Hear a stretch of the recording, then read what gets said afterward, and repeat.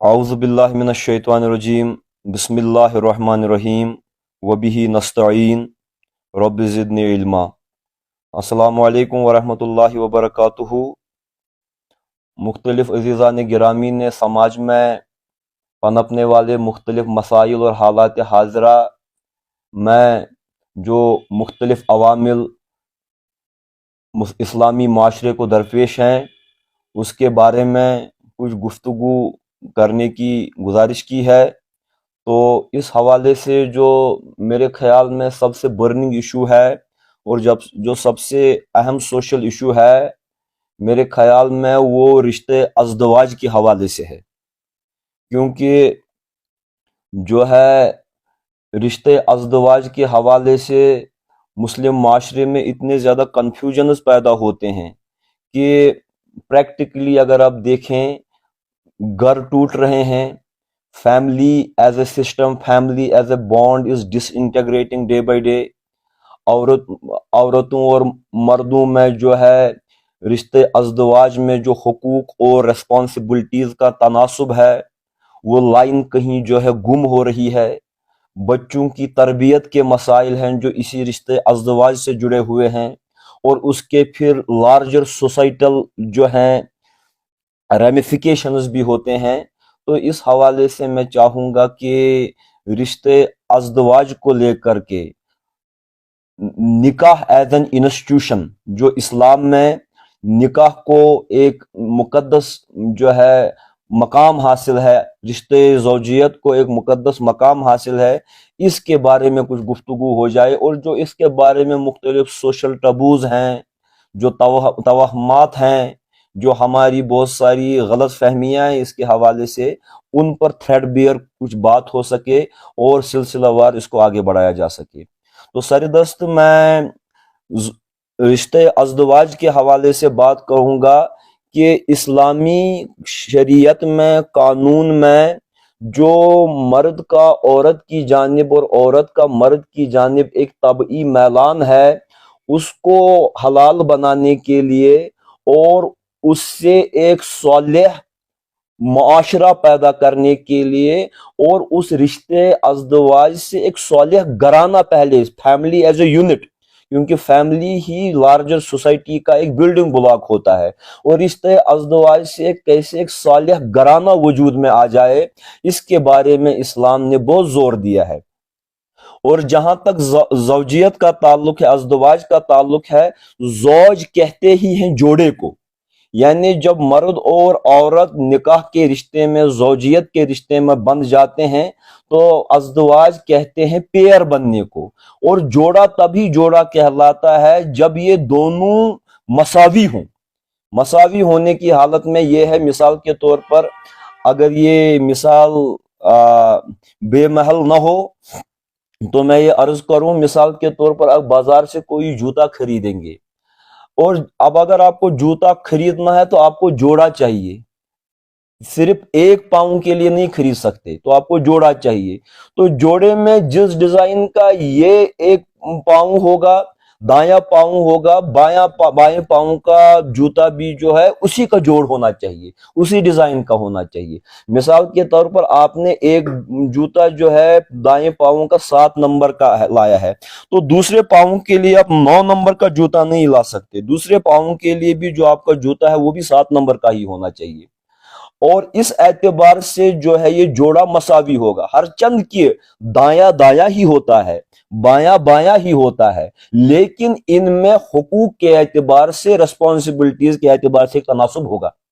اور اسی طریقے سے مرد عورت نہیں بن سکتی اور عورت مرد نہیں بن سکتی۔ جناب رسول اکرم صلی اللہ علیہ وآلہ وسلم نے ان مردوں پر لعنت کی ہے جو اپنا رخت عورتوں جیسا بنائے، اور ان عورتوں پر لعنت کی ہے جو اپنا رخت مردوں جیسا بنائے۔ مرد عورت نہیں بن سکتی، عورت مرد نہیں بن سکتا، لیکن پھر بھی ازدواج میں جوڑا ہونے کی حیثیت سے ان دونوں کے حقوق بھی مساوی ہوں گے اور ان دونوں کی رسپانسبلٹیز ایک دوسرے کے لیے مساوی ہوں گی، جس کے متعلق قرآن پاک نے ارشاد فرمایا ہے، ہن لباس لکم وانتم لباس لہن، یہ عورتیں جو ہیں تمہارا لباس ہے، تمہارے لیے بمزدہ کے پردہ ہیں، اور یہ مرد حضرات جو ہیں تمہارے لیے لباس ہے، عورتوں کے لیے، اور عورتیں مردوں کے لیے ایک لباس کا کام کرتی ہیں۔ اور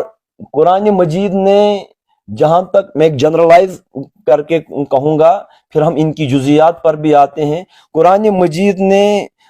رشتے ازدواج کو جس حیثیت سے ڈیفائن کیا ہے، مثال کے طور پر اللہ تبارک و تعالی سورہ روم کی 21ویں آیت میں فرماتے ہیں،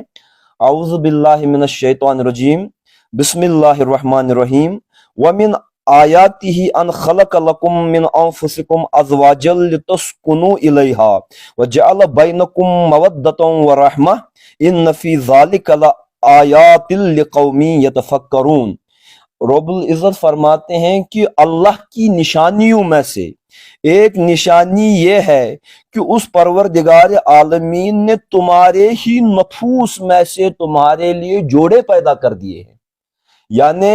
مردوں کے نفوس میں سے ہی ان کے لیے جوڑا پیدا کر دیا گیا ہے۔ یعنی اگر یہ بھی نفس انسانی ہے تو عورتیں بھی نفس انسانی ہیں، اس بنیاد پر ان میں ڈسکرمنیشن نہیں ہوگی، جیسے ان کے نفسی اور انسانی حقوق ہیں ویسے ہی عورتوں کے بھی ہیں۔ اور اللہ تبارک و تعالیٰ نے تم کو جو ہے تمہارے نفوس سے تمہارے لیے جو ہے ازواجن جوڑے پیدا کیے ہیں۔ وجہ کیا ہے کہ تمہارے ہی نفوس میں سے تمہارے لیے جوڑا پیدا کیا گیا ہے، لتسکنوا الیہا، تاکہ تم اپنے جوڑوں کی وجہ سے سکون پاؤ۔ جو بھی تمہارے نفسیاتی عوامل ہیں، جو بھی تمہارے حیاتیاتی عوامل ہیں، اور یا جو بھی تمہارے ازدواجی یا خاندگی امورات کے جو تمہارے تقاضے ہیں، وہ ایک دوسرے سے تم جو ہے فلفل ہو جائے۔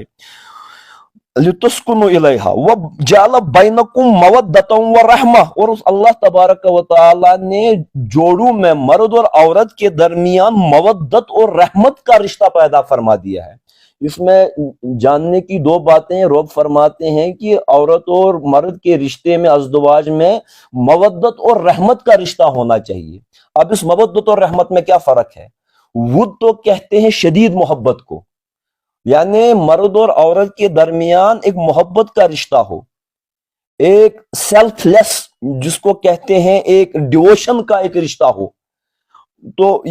یہ تو سمجھ میں آتا ہے۔ لیکن رحمت کا رشتہ جو ہے یہ ایک اسپرچول سمبولزم ہے، یعنی مرد اور عورت میں صرف حیاتیاتی رشتہ نہ ہو، صرف ایک بایولوجیکل کنیکشن نہ ہو، لیکن ان کے درمیان ایک رحمت کا رشتہ بھی ہو، اور رحمت جو ہے سگنیفائی کرتا ہے ایک اسپرچول رشتے کو۔ مثال کے طور پر جوان جوڑا ہے، وہ ایک دوسرے کے ساتھ حیاتیاتی رشتے میں بھی ہیں، ہر قسم کے ازدواجی رشتے میں ہیں، لیکن جب یہی جوڑا بڑھاپے کی دہلیز پر قدم ڈالتا ہے تو